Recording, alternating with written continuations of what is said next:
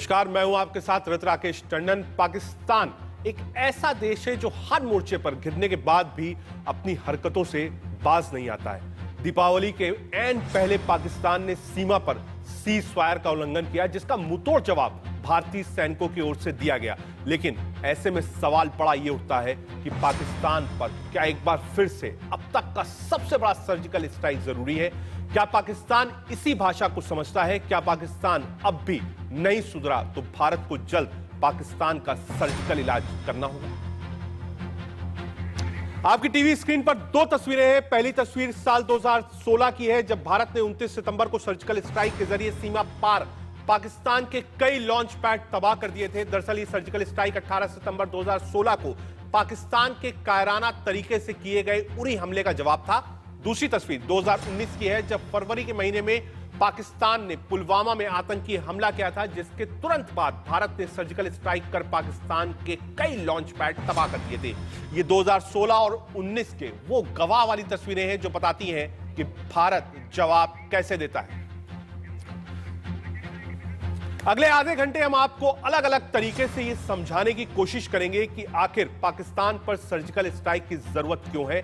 लेकिन सबसे पहले पाकिस्तान की हरकतों पर यह रिपोर्ट देखिए।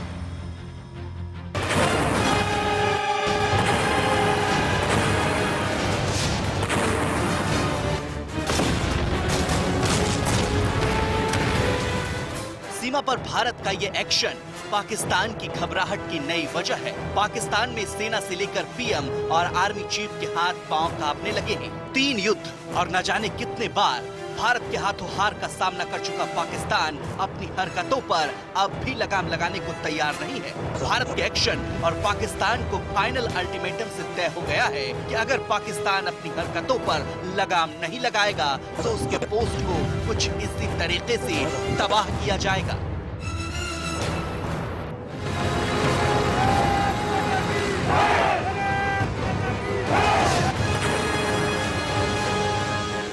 पाकिस्तान ने मल्टीपल सीजफायर वायलेशन किए और किरण सेक्टर के अंदर में इन्फिल्ट्रेशन बिड करने भी की कोशिश की।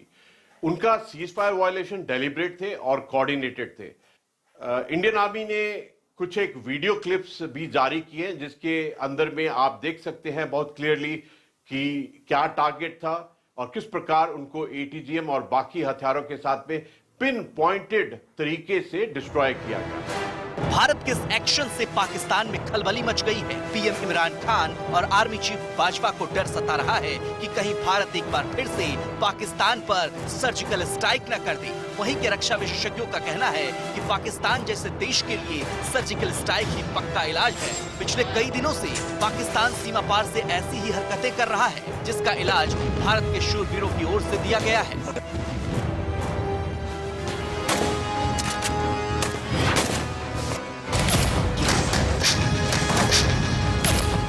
देख रहे हैं कि काफी ज्यादा सीज फायर वायलेशंस हो रहे हैं। खासतौर पर पिछले हफ्ते में आपने देखा और हमने कल देखे जो पूरे जेएंडके में हो रहा है अलग अलग जगहों पर, जिसमें हमारा नुकसान जरूर हुआ है, लेकिन मत भूलिए कि उन्होंने सिविलियंस को भी नहीं बख्शा। सिविलियंस के ऊपर भी इतनी सिविलियन कैजुअलिटीज की हैं। हाँ, हमेशा की तरह हमारी सेना का रिस्पॉन्स बिल्कुल स्विफ्ट इमीडिएट रिस्पॉन्स हुआ है और स्ट्रांग एक्शन हमारी सेना ने लिया है एलओसी पर, जिसका कि काफी इफेक्टिव नतीजा, कारगर नतीजा देखने को मिला है। भारत के हाथों 3 बड़े युद्ध और कई छोटी छोटी लड़ाई हार चुका पाकिस्तान लगातार सीमा पर सीज फायर का उल्लंघन कर रहा है। यहाँ तक कि दीपावली जैसे त्योहार के दौरान भी पाकिस्तान सीमा पार से बारूद दागता रहा, जिसके जवाब में भारत को कार्रवाई करनी पड़ी।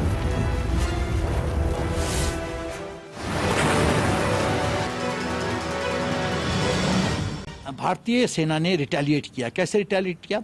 इंडियन एयरफोर्स के 8 मिराज स्टैंड ऑफ मोड में 100 एक बॉम्ब है जिसका रेंज है 100 किलोमीटर। स्टैंड ऑफ मोड मतलब हिंदुस्तान के बॉर्डर के अंदर से हमने आईबी नहीं क्रॉस किया, अपने बॉर्डर के अंदर से हमने वो चारों बंकर को बर्बाद कर दिया और थल सेना ने 155 मिलीमीटर हाउट्जर का इस्तेमाल करके पाकिस्तान फोर्सेस को बर्बाद किया। ये बहुत बड़ा संदेश है पाकिस्तान को कि यदि तुम हमारे 2 कैजुअलिटी करोगे तो तुम डबल या ट्रिपल अनुपात में कैजुअलिटी लेने के लिए तैयार हो। हम चुप नहीं बैठेंगे। ये पुराना हिंदुस्तान नहीं है। शुक्रवार को पाकिस्तानी सेना ने एलओसी पर सीज फायर तोड़ा था। पाकिस्तान की फायरिंग में बीएसएफ और आर्मी के 5 जवान भी शहीद हो गए थे। 6 नागरिकों की भी मौत हुई है। सेना ने जवाबी कार्रवाई में पाकिस्तानी सेना के कमांडो समेत 11 जवान ढेर कर दिए थे। भारतीय सेना ने कई पाकिस्तानी बंकरों को भी तबाह कर दिया था। इसके अलावा फ्यूल डंप और लॉन्च पैड भी तबाह किए थे।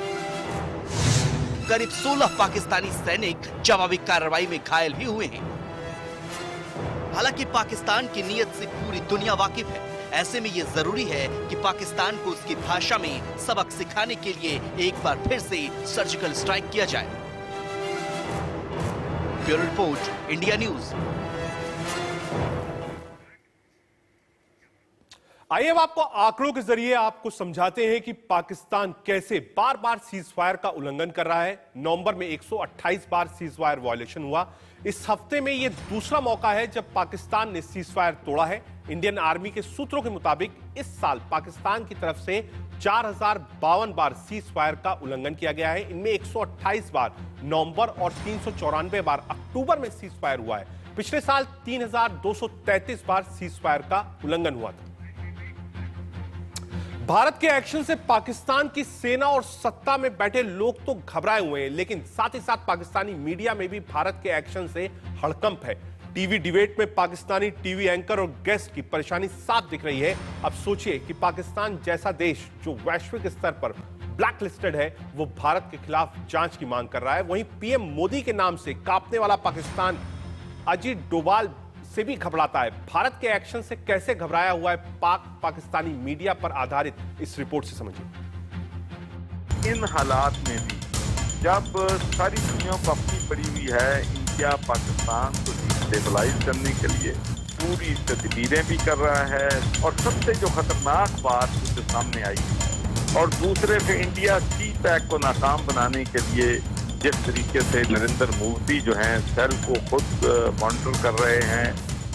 भारत के एक्शन के बाद से पाकिस्तान की घबराहट खुलकर सामने आ गई है, और इसका सबसे बड़ा सबूत है पाकिस्तानी मीडिया की घबराहट।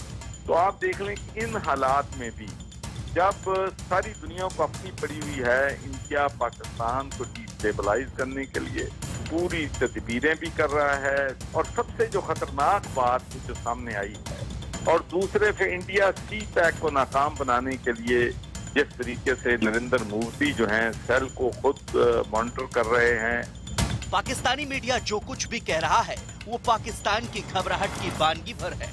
पाकिस्तानी टीवी एंकर के बयानों से इस बात का अंदाजा लगाया जा सकता है कि भारत के एक्शन से पाकिस्तानी हुकूमत और वहां की सेना की घबराहट क्या होगी। एक तरफ पाकिस्तान की सरकार भारत के शौर्य के आगे बेबस और लाचार है, तो वहीं वैश्विक स्तर पर मुंह की खा चुके पाकिस्तान से वहां की मीडिया न जाने कौन से एक्शन की उम्मीद लगाए बैठी है।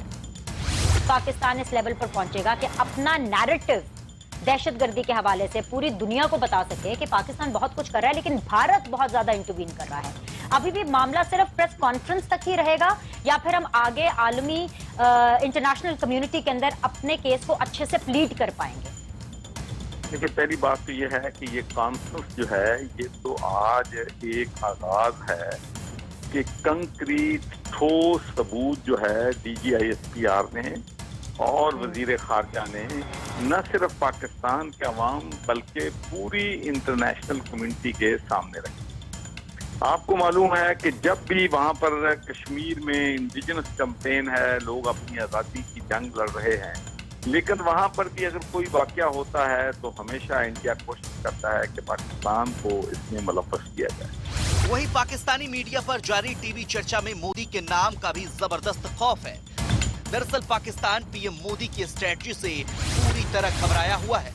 सारी दुनिया को अपनी पड़ी हुई है इंडिया पाकिस्तान को डिस्टेबलाइज करने के लिए पूरी तदबीरें भी कर रहा है, और सबसे जो खतरनाक बात जो सामने आई है, और दूसरे पे इंडिया सी पैक को नाकाम बनाने के लिए जिस तरीके से नरेंद्र मोदी जो हैं सेल को खुद मॉनिटर कर रहे हैं।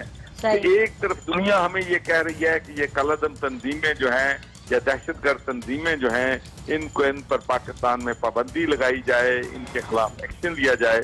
और पाकिस्तान जीरो टॉलरेंस कर रहा है दहशतगर्दी के खिलाफ, ये मनी लॉन्ड्रिंग के खिलाफ, और अपने आप को जस्टिफाई करने की कोशिश कर रहा है। पाकिस्तान को रोकने के लिए या उसे उसकी भाषा में जवाब देने के लिए जो प्लानिंग की जाती है, उस स्ट्रेटजी को तैयार करने में एनएसए अजीत डोभाल की भूमिका बहुत अहम होती है। पाकिस्तान को सबक सिखाने के लिए किए गए सर्जिकल स्ट्राइक की प्लानिंग में भी अजीत डोभाल की अहम भूमिका थी, और यही वजह है कि पाकिस्तान में आर्मी और सत्ता दोनों में ही अजीत डोभाल के नाम का जबरदस्त डर है, जो साफ दिखता है। इंडिया सीपैक पे बहुत ज्यादा अटैक करता है, क्योंकि हमारे पास इकोनॉमिक ग्रोथ हो रही है, वो उनको बड़ी चुभती है। चौथा, वो कश्मीर पे बड़ा अटैक करता है। हमें जो चीज समझनी है कि हमारी डोमेस्टिक चैलेंजेस तो है, लेकिन नरेंद्र मोदी और उनकी सरकार की स्ट्रेटेजी समझे। इनके जो नेशनल सिक्योरिटी एडवाइजर है अजीत डोभाल, डॉक्टर साहब, वो कहते हैं कि हमें वहां जहां से थ्रेट आता है वहां पहुंच के मारना है। सो वो कहना का मकसद यह है कि पाकिस्तान हमारे लिए खतरा है, सो हमें पाकिस्तान के अंदर जाके अनरेस्ट क्रिएट करना है। ये इनके national security adviser Ajit Doval की ये 1.5 हफ्ते पहले की गुफ्तगू है, जो कि पहले जो है वो इससे पहले भी वो बोल चुके हैं, नरेंद्र मोदी के पहले टेन्योर में भी उन्होंने बोला था। अभी भी वो ये कह रहे हैं कि जहां खतरा है वहां जाके खतरे को मुकाबला करना है, खतरे को घर नहीं आने देना। इसका मतलब है कि जो मैंने 3-4 चीजें आपको बताई हैं, भले सीपैक हो, आर्मी हो, सिविल अनरेस्ट हो, कश्मीर के हवाले से जो चीजें हैं, इंडियन गवर्नमेंट पाकिस्तान के अंदर ये अनरेस्ट फैलाना चाहता है। हाल ही में अमेरिका में नई सरकार आई और जो बाइडेन ने खुलकर कहा कि अमेरिका और भारत की दोस्ती और गहरी होगी। इस बात से भी पाकिस्तान घबराया हुआ है। दूसरे देशों की खैरात पर अपनी गुजर बसर करने वाले पाकिस्तान को लग रहा है कि अगर जो बाइडेन भारत के साथ खड़े होते हैं तो फिर पाकिस्तान के लिए कई मुसीबतें खड़ी हो सकती हैं। और हम कश्मीर के मसले के ऊपर बोलेंगे, और जो कॉन्स्टिट्यूशनल चेंजेस वो आर्टिकल 370 के रिलेटेड हो, वो 35 के ऊपर हो। जो बाइडेन उसके ऊपर बड़ी पॉलिसी स्टेटमेंट दे चुके हैं,